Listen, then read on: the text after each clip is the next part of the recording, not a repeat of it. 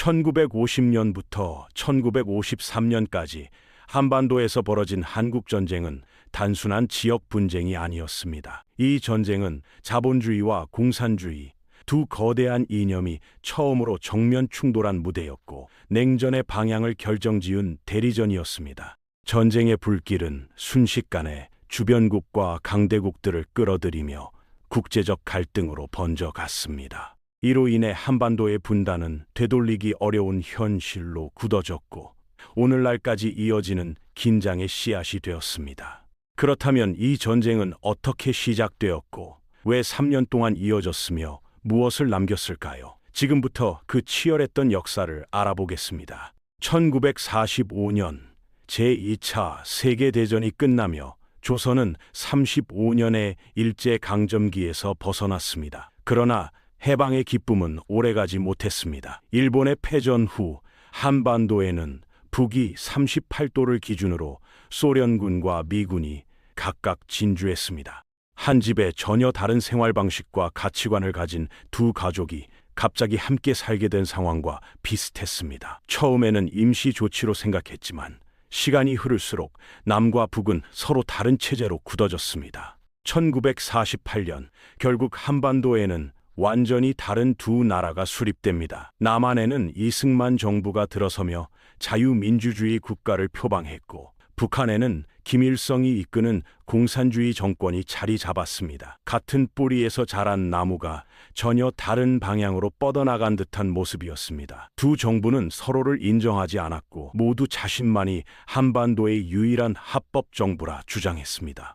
더 큰 문제는 외국군이 떠난 뒤에 발생했습니다. 소련군은 1948년에, 미군은 1949년에 철수를 했지만 각자 자신들이 지지하던 체제를 남겨두고 갔습니다. 남과 북은 서로를 괴뢰정부라고 비난했고 한반도 전체를 차지하려는 의지를 드러냈습니다. 이는 결국 한반도가 언제든 폭발할 수 있는 화약고가 되는 결과를 낳았습니다. 1949년 내내 38선 일대에서는 크고 작은 무력 충돌이 이어졌습니다. 한반도는 마치 큰 화산이 폭발하기 직전에 작은 지진이 계속되는 상황처럼 불안정했습니다. 그러던 중 김일성은 스탈린과 마오쩌둥을 설득해 남침 계획에 대한 지원을 얻어냈습니다. 국제 정세 또한 북한에게 유리하게 돌아가고 있었습니다. 1950년 6월 25일 새벽 북한군은 38선 전역에서 기습 남침을 감행했습니다. 당시 북한군은 소련의 지원으로 최신 무기와 탱크를 보유하고 있었습니다. 반면 남한군은 전차 한 대조차 없었고 전쟁 준비가 거의 되어 있지 않은 상태였습니다.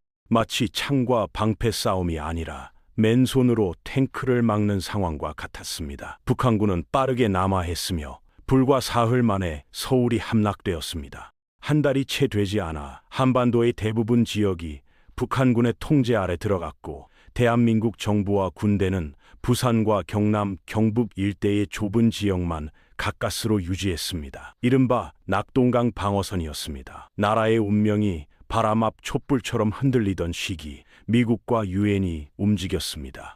당시 미국 대통령 트루먼은 한국이 공산화되면 주변 국가들이 도미노처럼 무너질 것이라 우려했습니다. 이를 막기 위해 미국은 유엔 결의를 통해 16개국이 참여한 유엔군을 조직했고 맥가더 장군이 총사령관으로 임명되었습니다. 국제사회가 개입하면서 전쟁은 단순한 남북전쟁이 아니라 세계적인 대리전 성격으로 확대되었습니다.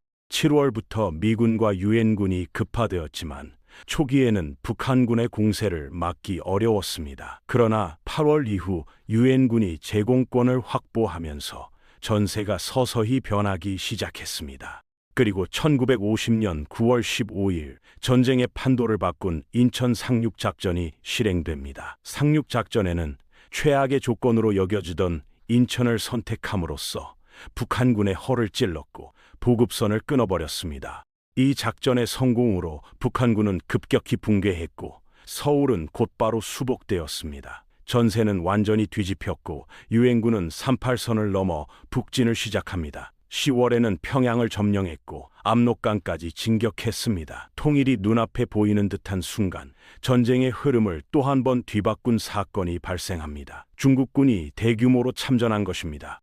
자신들의 국경 가까이 미군이 다가오는 것을 좌시할 수 없었던 중국은 약 25명의 병력을 투입했습니다. 중국군의 인해 전술과 혹독한 겨울 환경 속에서 유엔군은 큰 피해를 입었고 다시 남쪽으로 후퇴할 수밖에 없었습니다. 1951년 2월에는 서울이 다시 함락되며 한반도는 또 한 번 요동쳤습니다.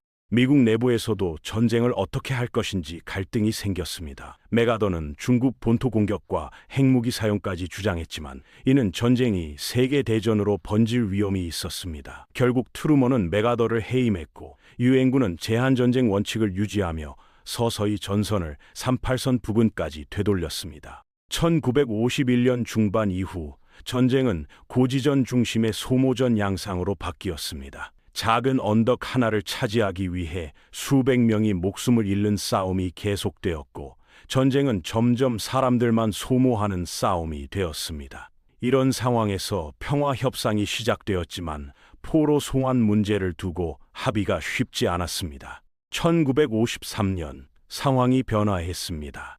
미국에서 아이젠하워가 대통령으로 취임하며 전쟁 종식을 강하게 추진했고 동시에 스탈린이 사망하면서 공산권의 태도도 부드러워졌습니다.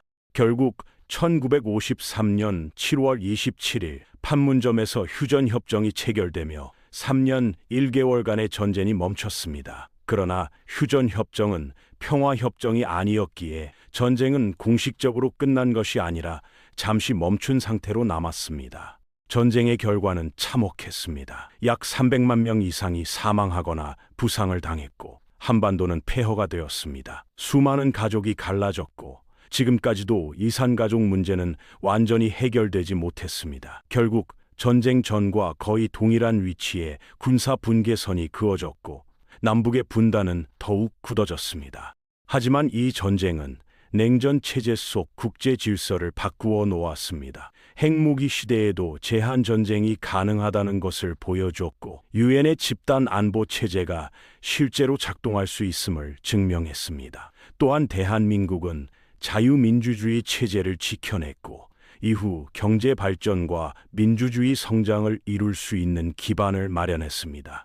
한국 전쟁은 끝나지 않은 전쟁입니다. 정전협정 체제는 아직 평화협정으로 바뀌지 못했고 한반도는 여전히 분단된 상태로 남아 있습니다. 그러나 이 전쟁의 역사를 기억하는 것은 단지 과거를 되새기는 것이 아니라 앞으로의 평화와 통일을 생각하는 중요한 출발점이 될 것입니다.